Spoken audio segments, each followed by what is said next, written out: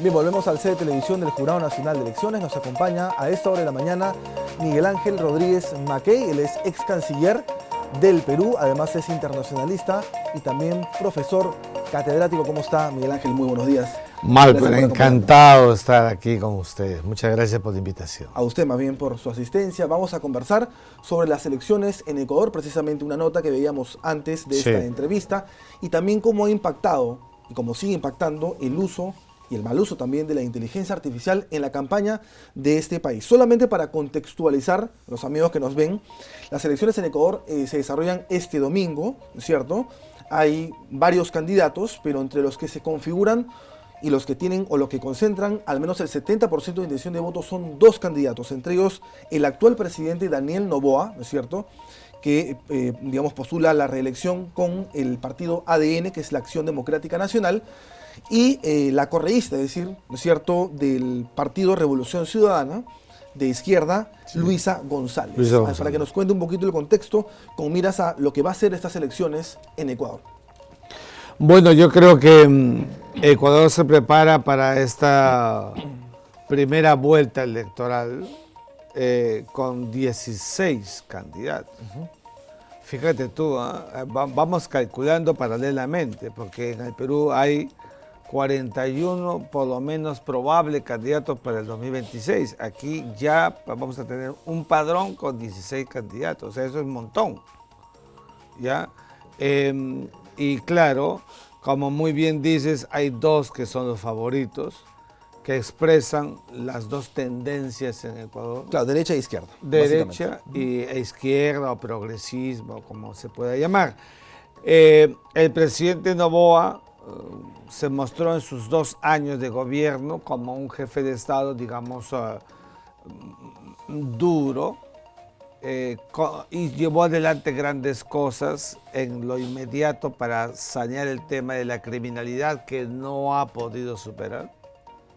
Ecuador es un infierno por dentro. Inseguridad ciudadana es el principal problema. Inseguridad ciudadana, que es el tema que hemos visto en el debate el último jueves, pero igual es el tema, tanto así que el presidente decidió, como sabes, cerrar las fronteras para que no haya las bandas transnacionales que cruzan, entran. Entonces, eso es lo que le pasa con un país absolutamente inestable. Y una candidata, como muy bien dices, del correísmo, otra ficha de Correa, para sacando cada periodo electoral un candidato, que buscará encimarlo. No va a ser fácil. El presidente, como sabes, tiene en los 13.500.000 votantes más de la mitad mujeres y una inmensa mayoría de jóvenes. Y los jóvenes están apostando por, digamos, medidas radicales, medidas que puedan cambiar el país. Entonces hay una polarización. No sabemos qué va a pasar. No te puedo decir que vaya a ganar en primera vuelta.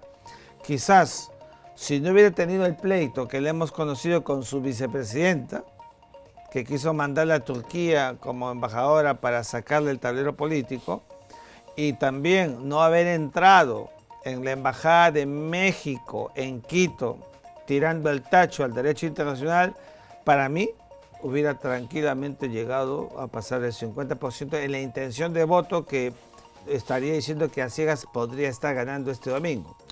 Ahora, no lo sabemos. Ahora, ¿cómo es el perfil, digamos, del votante en Ecuador? ¿Qué es lo que busca? Bueno, mencionabas, por ejemplo, que el principal problema, casi igual que en el Perú, que es la inseguridad ciudadana. Sí. Digamos, pero básicamente, ¿cuál es el perfil del votante ahí en Ecuador?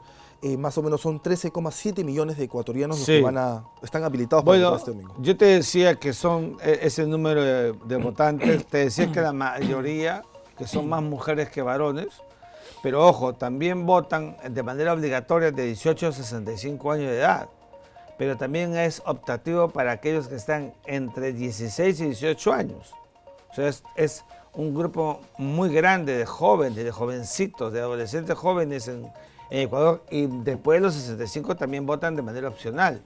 Ahora, yo veo en los jóvenes ecuatorianos, he viajado a Ecuador en varias oportunidades, he tenido contacto con universidades, los jóvenes están en una etapa, no solamente en Ecuador, en la región, de buscar innovación, cambio. Hablan mucho de la innovación, hablan mucho del emprendimiento. Entonces, ahora Ecuador tiene 2 candidatos jóvenes. Luisa González es una candidata joven y Daniel Noboa también. Ya no hay viejitos, ya no hay gente madura, no. Entonces, quizás los estereotipos que están buscando los jóvenes esté allí apuntalado, y eso explica por qué los otros 14 o 13 candidatos están prácticamente desplazados. Claro.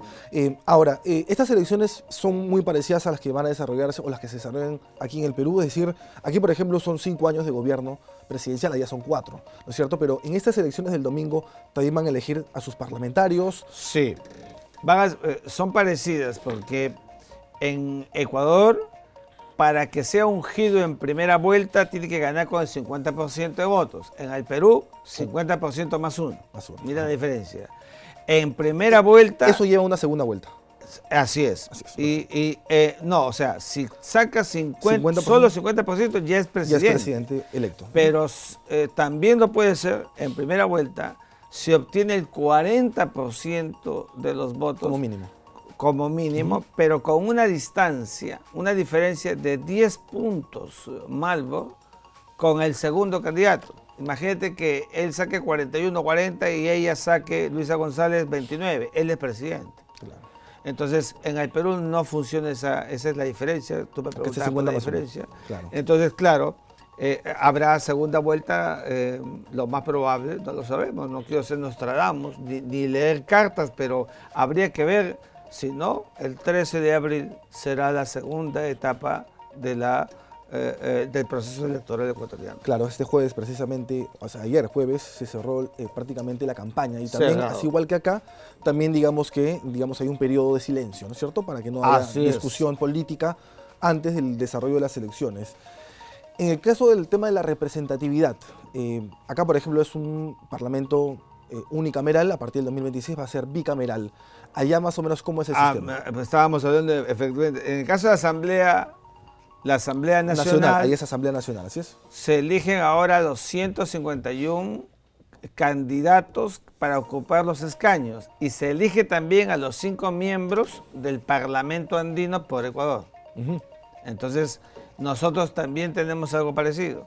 Elegimos a los congresistas, en este caso por el nuevo formato, diputados y senadores, y también a los 5 representantes del Parlamento Andino. Esa es la configuración que tiene Ecuador.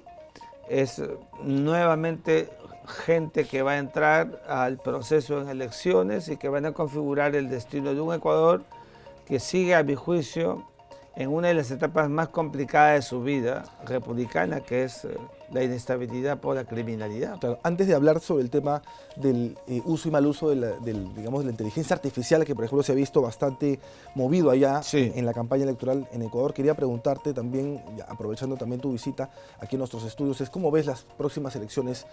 Digamos, falta año y pocos meses para las elecciones generales aquí en nuestro país, que muchos consideran que es una elección sin precedentes por la cantidad de partidos que van a participar, pero también porque se retorna a un yo no sé yo no sé si será sin precedentes. A mí me preocupa mucho que en el Perú haya más de 5 o 7 candidatos. Hay 41 en lista y podrían ser más.